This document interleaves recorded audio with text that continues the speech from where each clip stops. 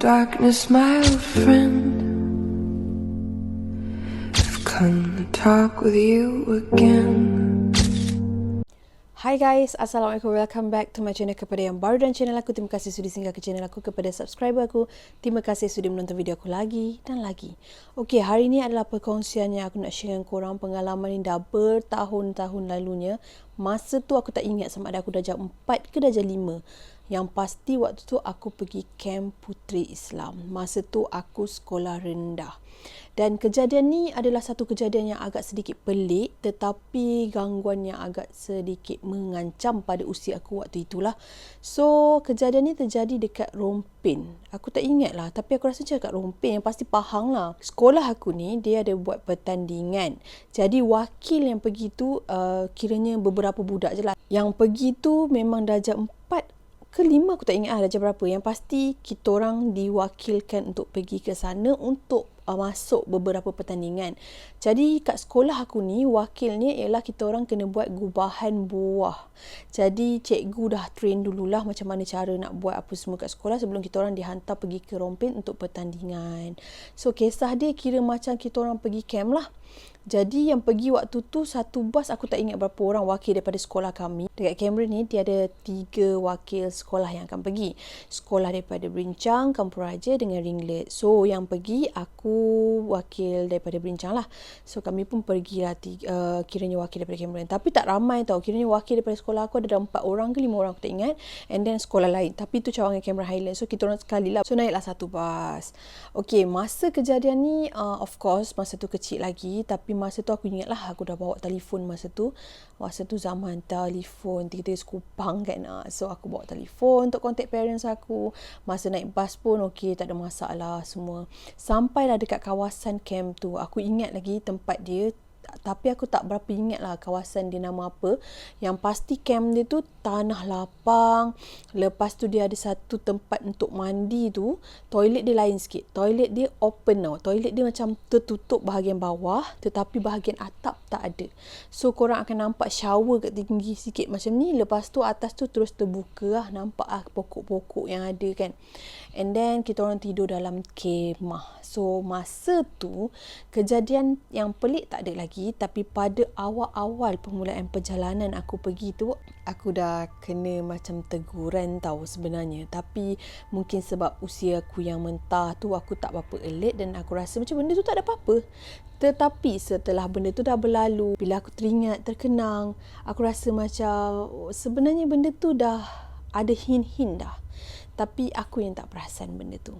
Masa kita orang berhenti di satu masjid tu, kat situ aku sebenarnya dah ditegur dan macam seolah-olah benda tu dah bagi hint yang aku bakal lalui sesuatu yang lebih tragedis lagi. Overnya aku cakap, bukanlah satu benda yang tragedis macam mana, maksudnya gangguan yang agak luar biasa. Aku cerita dulu masa kejadian kat masjid tu. Masa kita orang berhenti kat satu masjid ni, jadi cikgu suruh kita orang solat lah kat situ. Kita orang pun pergi. Aku dengan kawan aku. Aku memang ada seorang kawan baik aku lah. Kita orang pergi sama-sama masuk dalam masjid tu. Masa tu, ialah budak-budak kan. Kita tak tahu apa-apa. Aku letak telefon aku dekat dalam poket and then aku pakai telekong kain semua kan. So, handphone tu bila berbunyi, dia akan bunyi dan vibration dia memang terasa lah. Walaupun kita tengah solat kan. Sebab ialah kalau aku nak letak kat tempat-tempat lain, dia orang curi. Jadi masa tengah solat tu, bila handphone aku berbunyi, ada mesej masuk. Masa tu kan, kata dia sekupang kan bunyi dia tit-tit. Macam tu kan. Lepas tu vibrate kan. Lepas tu aku macam tersedar. And masa tu of course lah kita solat pun mentah macam, masa tu budak-budak. Kau expect apa? Macam maksudnya waktu bunyi tu kita jadi macam cepat-cepat nak siap solat tu. Nak buka mesej kan. Jadi waktu tu, bila dah tayyat akhir tu, aku nampak ada seorang makcik ni tau. Dia tak tua sangat tau. Makcik dalam umur 40-an kot aku rasa. Dia duduk dekat saf depan.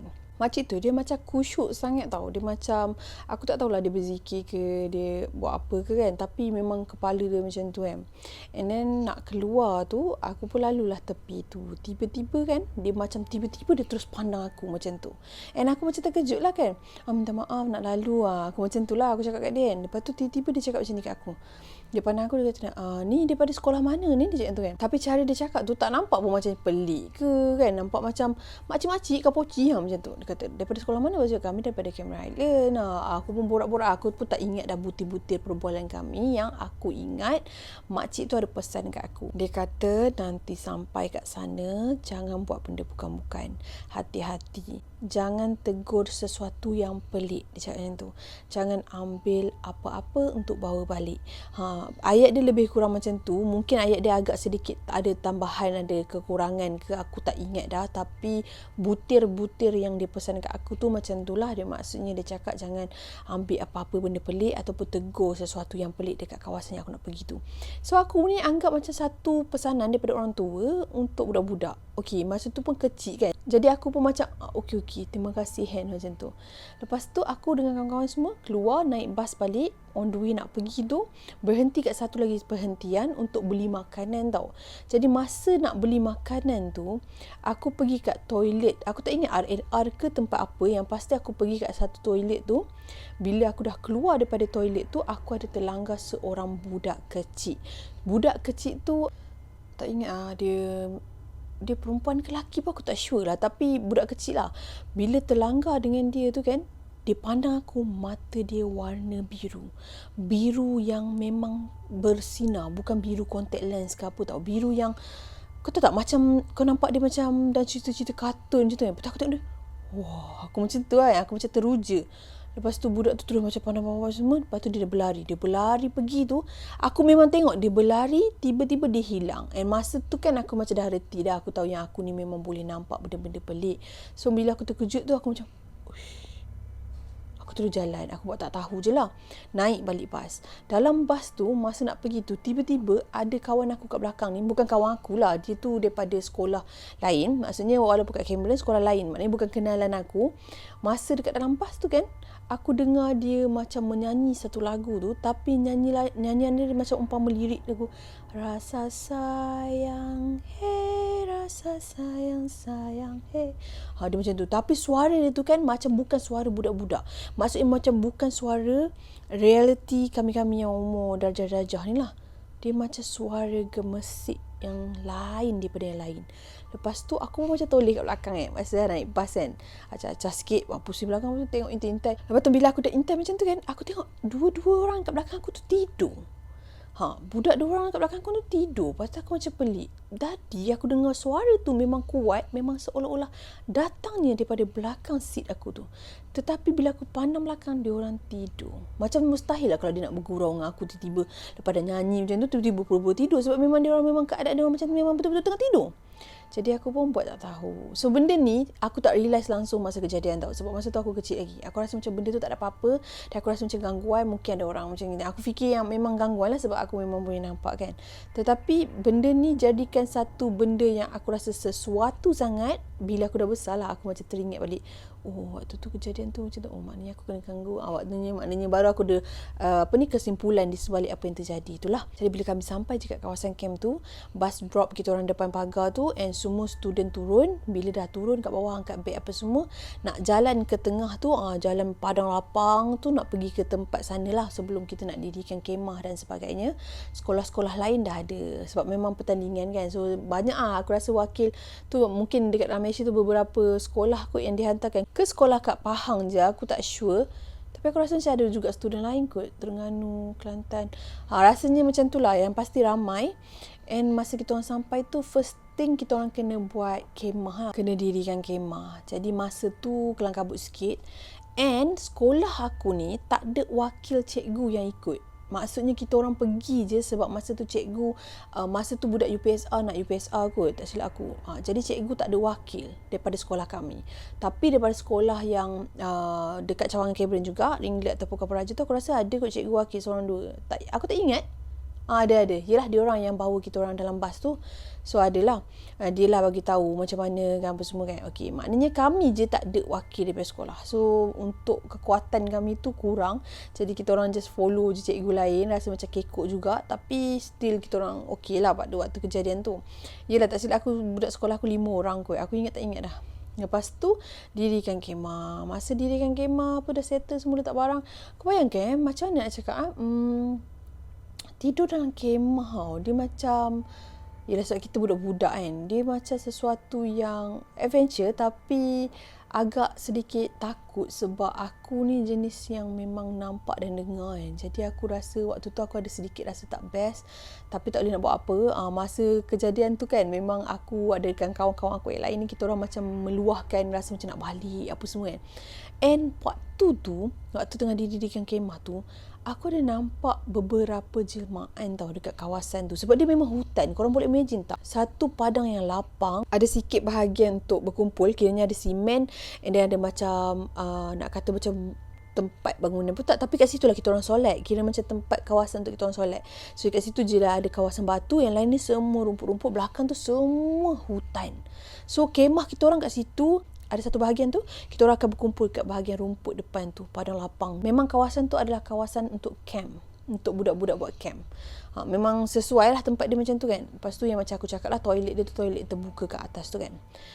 Jadi waktu aku nampak jemaah-jemaah tu, aku dah rasa macam tak sedar hati. Aku rasa macam nak balik. Aku dah rasa macam tak seronok. Lepas tu pula, kejadian tu pula disambut pula dengan kawan aku pun tak berapa best. Sampai dia menangis, rindu kat mak lah apa semua. Benda-benda macam tu biasalah kan, sebab kita pergi camp jauh daripada family. And then dapat pressure sikit, cikgu tekan itu ini. Mulalah rasa macam tak seronok nak balik kan. Jadi waktu tu aku pun buat diam je. Aku tak cakap banyak. Aku duduk satu kemah dengan kawan aku. Aku pun tak ingat kejadian dalam kemah tu macam mana. Yang pasti, lepas pergi mandi tu, aku dah terkena tau. Masa tu, aku pergi mandi dengan kawan aku. Kawan aku ni memang best friend aku lah. Dia jiran aku. Memang aku rapat dengan dia waktu tu. So, bila sampai kat tempat mandi tu, aku terkejut lah sebab dia banyak shower. Tapi atas bumbung terbuka. Tapi dia punya, dinding tu tinggi lah. Maksudnya potensi untuk orang intai daripada luar tu sangat-sangat mengarut lah. Macam orang tak sampai pun nak intai. Lepas tu ada pokok ranting kan. Memang tak ada atap. Jadi aku kata, terbuka macam tak apa ke nak mandi. Lepas tu pula shower dia banyak-banyak. Maknanya kita kena mandi dengan orang lain pun sama juga. So, diorang memang mandi semua pakai kain batik, berkemban apa semua kan. Aku ni pun mandi dengan kawan aku. Mula-mula masa aku masuk tu ada lagi orang lain. Tapi budak lain ni pun daripada cawangan Cameron juga. Tapi sekolah lain. Aku tak kenal. Kita orang just macam hai-hai macam tu je. And mandi kat situ. Aku dengan kawan aku mandi. Masa tu ada lagi orang lain. Lepas kita orang tengah mandi tu, budak yang lain dalam tengah mandi tu, dia dah siap. Dia orang keluar dulu. So, aku dengan kawan aku ni belum siap mandi lagi. Aku dengan kawan aku ni duduk sini nak mandi. Masa tengah-tengah sabun tu, aku memang terasa sangat-sangat macam aku macam disentuh tau. Macam kita sabun, lepas tu aku macam shampoo rambut. Bila shampoo rambut dulu, aku kalau shampoo rambut, aku akan tutup mata sebab shampoo tu akan mengalir kat mata yang pedih. Sekarang tak lah. Sekarang ni kalau mandi, kita dah boleh kawal kan daripada dia terkena mata. Dulu memang tak boleh nak kawal. Macam bila kau shampoo je, mesti air tu meleleh kat mata, yang dia pedih tutup mata. So masa aku tutup mata tu, aku tengah sambil aku sabun-sabun badan aku macam tu, memang aku terasa macam ada sentuhan. Di mana sentuhan tu kan bukan sentuhan yang lembut ke, ataupun yang orang saja nak kacau-kacau gatal ke apa ke, tak. Dia macam sentuhan seperti macam mencengkam, tahu tak? Dia macam sap dekat sini. Dia macam memang terasa sakit tau. Macam sampai bila kau terkena kat sentuhan tu kan, kau rasa macam janganlah, kau rasa macam tu. Jadi aku macam macam tu kan. Lepas tu aku cepat-cepatlah nak settlekan rambut aku. Bila aku dah lalup mata sini, aku nampak satu lembaga memang betul-betul depan mata aku. Sebab dia sentuh aku kat sini, dia ada dekat sini tau. Dia badan dia macam ni tau. Badan dia mencengkung macam gini. Lepas tu kan dia macam tu. Memang muka dia buruk sangat-sangat. Tak cukup dengan dia macam tu dekat aku, lidah dia panjang, ada 3 cabang. Lidah dia satu kat sini, tengah dengan tepi. Dia macam itu kan. Mata dia kat sini ni macam berulut-ulut, macam berair-air. Memang membuat aku terkejut. Aku pun aku macam jerit sekejap. Lepas tu aku cepat-cepat settlekan ni. Aku tutup air. Kawan aku ni, kenapa kawan aku cakap tu cepat-cepat, kita dah siap. Aku terus rambut, aku terus ambil towel dan terus keluar. Okey, dia sebenarnya ada kesimpulan, dan aku harap orang lain jangan ikut cara aku ni. Sebenarnya apa yang aku buat ni memang salah, dan aku rasa mungkin tak ramai pun orang buat macam tu. Aku tak tahulah kenapa aku bongok sangat masa tu. Aku mandi bogel, tak malu langsung. Kawan aku pun sama. Kita orang 2 orang memang mandi bogel. Yang lain tu je pakai kain. Sebab masa tu aku memang tak terfikir pun untuk bawa kain batik. Dan cikgu pun tak ada remind. Jadi waktu aku pergi tu kan, sebagai budak-budak, aku tak tahu yang sebenarnya kita kena, yelah benda-benda yang orang kata sepatutnya kenalah buat kan. Kau nak mandi tak ke? Kau fikir apa tak ke kau nak bogel. Tapi masa tu waktu aku sekolah rendah, aku macam tak ada sifat yang aku rasa macam benda-benda tu aku jaga. Plus aku masa tu belum period lagi. So aku macam macam aku tak titik beratkan lah benda-benda macam tu. Aku rasa benda tu nothing sebab kita budak-budak. Aku rasa macam tu. Fikiran aku belum match lagi tau. So memang aku mandi bogel. Dan apa yang aku nak sampaikan kat sini sekejap sebelum aku teruskan cerita, maksudnya kesimpulan kat situ, janganlah mandi bogel. Itulah kesilapan yang aku buat. So korang jangan ikut cara aku memang aku pun tak tahu apa yang aku fikir. Tapi memang masa tu aku rasa disebabkan itulah sebabnya second day tu aku pinjam kain batik kawan aku. Dia bawa lebih. Jadi Alhamdulillah masa tu kejadian macam tu tak jadi. So kat situ nampak tak perbezaan dia. Aku rasa itulah punca dia. Plus satu lagi masa tu tak ada pun nak mandi-mandi, nak baca doa ke apa ke. Dan kebetulan pula aku memang nampak. So terkenalah. Okey, balik pada cerita tadi. Lepas settle dah mandi semua, aku dalam keadaan ketakutan. Masuk kat dalam kemah tu badan aku dah rasa macam sakit-sakit tau. Dia rasa macam rasa macam tak selesa lah sebab tadi kan dah kena sentuh yang aku rasa macam cengkaman tu. And yes, memang bengkak dekat bahagian yang disentuh aku tu. Jadi malam tu masa nak tidur pun memang tak boleh tidur lah. Tapi malam tu kita orang kena berkumpul tau. Ada macam taklimat sikit lah untuk pertandingan esok tu. So berkumpul pergi kat surau, lepas tu pergi makan apa semua. Masa malam tu aku ada nampak seorang pakcik ni tau. Dia tengah masak dekat bahagian orang memasak kat tepi tu. Dia masak-masak, dia kacau-kacau tu kan. Lepas tu kan masa dia tengah kacau gulai tu, mula-mula aku tengok dia biasa je, macam tak ada apa-apa pun. Tiba-tiba bila aku tengah perhatikan dia tu, dia terus jadi macam laju. Kacau laju sangat-sangat yang kau tak sempat pun tengok putaran dia tu tau. Lepas tu aku tengok macam tu, tiba-tiba kan kepala dia lentuk macam tercabut. Macam kepala dia lentuk macam tu, tiba-tiba nampak macam urat-urat berjuntai. Lepas tu aku terus macam tak pandang macam tu. Aku terus diam. Aku settle dah makan apa semua. Kita orang dah settle dengar taklimat apa semua. Masuklah kemah. Malam tu nak tidur, memang aku tak boleh tidur. Aku ada dengar bunyi macam seolah-olah ada tapak kaki besar.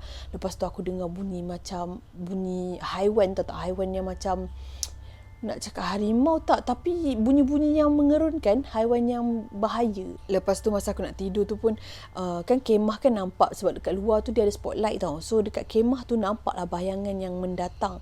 Aku nampak ada bayangan yang jenis macam bentuk-bentuk nampak teruk, nampak macam berbulu. Aku nampak daripada kemah tu luar. So nampak macam bentuk bayangan. Sebenarnya itu bukan bayangan. Sebenarnya itu benda tu yang dah masuk dalam kemah. Tapi aku yang ingat dia macam bayangan sebab dia menjelma seperti bayangan. Sebenarnya dia bukan ada bayangan tau. Dia macam datang tu. Aku macam tengok, aku ingat dia kat luar. So malam tu memang aku tak boleh berapa tidur sangat. Plus sakit badan yang tidur dalam kemah dengan sejuknya, tak ada lapik apa semua. And masa aku pergi tu, terus terang barang-barang yang aku bawa tak berapa lengkap pun. Aku pun tak berapa tahu sangat apa yang patut, apa yang tak patut. Jadi masa kejadian malam tu memang tak best. And esok tu adalah pertandingan di mana kita orang kena buat lawan pertandingan tu lah. Masa tu aku tak nafikan satu benda, di mana waktu pertandingan tu ada satu sekolah ni, dia sangat-sangat pelik. Dia tak buat berapa kerja sangat, tapi kan kejadian tu macam laju. Macam nak cakap macam ada sesuatu yang datang. Tapi memang keadaan tu pelik. Aku tak tahu sama ada apa yang aku nampak tu adalah memang real manusia ataupun apa yang aku nampak tu adalah jelmaan.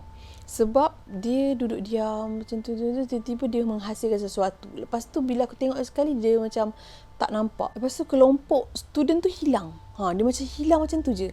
Jadi aku tak tahu yang dia tu sebenarnya, maksudnya pertandingan tu kita orang ramai-ramai, table macam ni. So sekolah ni satu kumpulan, satu sekolah ni satu kumpulan, satu sekolah ni satu kumpulan. Macam tu lah berkumpulan kan.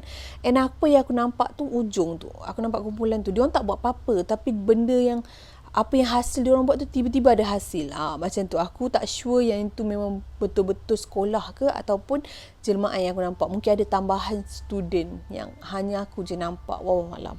So kejadian waktu buat buah-buah tu memang agak kekok. And aku sepatutnya kena potong buah tembikai tu tau. Aku kena buat ukiran. Tapi aku dah jadi tak fokus sebab pandangan aku ke sana ke sini. Aku dah jadi macam nervous sangat-sangat. And masa tu tak tahu hasil dia apa. Yang pasti kita orang memang kalah lah.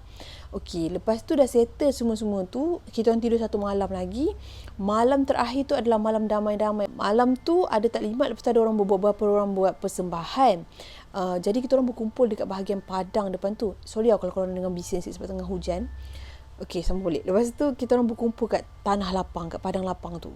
Jadi masa malam tu memang tengah berkumpul-kumpul tu, bercerita, dengar apa semua benda.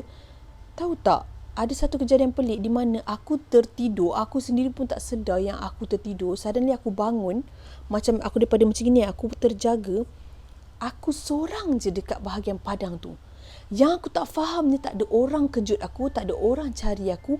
Aku seorang terkotang-kanting kat tengah-tengah padang yang besar tu dan tak ada siapa pun pedulikan aku. Itu memang satu kejadian yang sangat-sangat terkejut, dan masa aku tengah duduk macam kat situ, kiri kanan aku penuh dengan jelmaan yang ada. Maksudnya sebab aku kan nampak benda-benda tu kan, hutan kan tepi-tepi tu kan. Memang aku dalam ketakutan. Bila aku bangun tu aku tengok dengan dekat belah sana mata merah. Lepas tu ada yang lembaga tu tinggi macam pokok, sangat-sangat tinggi. Aku dah jadi takut. Lepas tu aku terus macam sudah macam tu, aku macam cubit-cubit tangan aku. Aku ni mimpi ke? Tapi terasa sakit. Maknanya aku memang real dekat situ seorang-seorang. And aku berlari pergi kat kemah aku. Aku tengok kawan-kawan aku dah tidur. Dan tak ada seorang pun kejut aku waktu aku tertidur dekat kawasan tu. Dan aku pun sendiri tak tahu sebenarnya malam tu betul ke aku ada tengok pertandingan ke, ataupun ada taklimat apa-apa ke. Aku tak ingat yang benda tu terjadi betul-betul ke, ataupun aku yang nampak saja macam tu ke. Dan aku tak tahu macam mana aku boleh tertidur dan aku terduduk bercangkung macam tu dekat bahagian tengah-tengah padang tu, aku seorang sahaja. Gila tak gila, masa tu memang satu perkara yang aku memang tak boleh terima. Dan aku cerita kat mak aku dengan ayah aku pun, sampai sekarang pun macam mak aku macam terfikir, takkan kawan-kawan kamu tak kejut kamu apa semua. Aku cakap aku memang tak tahu macam mana kejadian tu terjadi. Dan bila esok tu pula aku tanya kat kawan aku, kenapa semalam tak ada orang kejut aku? Kawan aku cakap, kejut kenapa pula, kan kau dah tidur. Macam aku ingat reason kawan aku cakap tu macam seolah-olah nak mengatakan yang dia tak nampak pun yang kejadian tu. Maksud dia tak nampak pun yang aku kena tinggal ke. Apa yang aku lalui tu hanya aku je yang tahu. Hanya aku je yang ingat benda tu. Sampai hari ni aku je ingat memori tu. Maksudnya kawan-kawan aku ni tak tahu pun yang sebenarnya aku tu memang ada dekat situ, duduk kat situ. So nak jelaskan benda ni pun memang tak boleh sebab aku yang lalui tau. So itu adalah perkara yang sangat-sangat tragedi yang terjadi kat aku. Sedangkan aku waktu tu masih sekolah dan aku dalam apa orang kata, dalam keadaan yang sangat-sangat takut lah. Dan aku memang terkejut kenapa aku boleh ada kat situ seorang-seorang. Aku rasa macam mungkin benda tu nak musik ke, wallahualam. Lepas malam aku dah balik kemah tu kan, aku tengok kawan-kawan aku semua tidur tu, aku pun tidur. Pagi tu diorang kejut untuk subuh. Jadi waktu pagi tu kita orang berkumpul kat surau yang disediakan tu. Jadi waktu tu aku memang ngantuk sangat-sangat. Aku tak tahu waktu aku solat tu, waktu aku sujud tu, aku tertidur ke apa ke, yang pasti aku memang tersujud tu sampai kan kepala aku pening sebab aku sujud lama gila. And aku sedar pun orang lain semua dah keluar daripada surau tu. Orang lain dah siap-siap nak balik. And aku tengok tak ada siapa pun kejut aku juga. Aku seorang je yang masih stay sujud dekat sejadah tu. Aku tak tahulah aku solat subuh ke solat apa, lama gila sujud.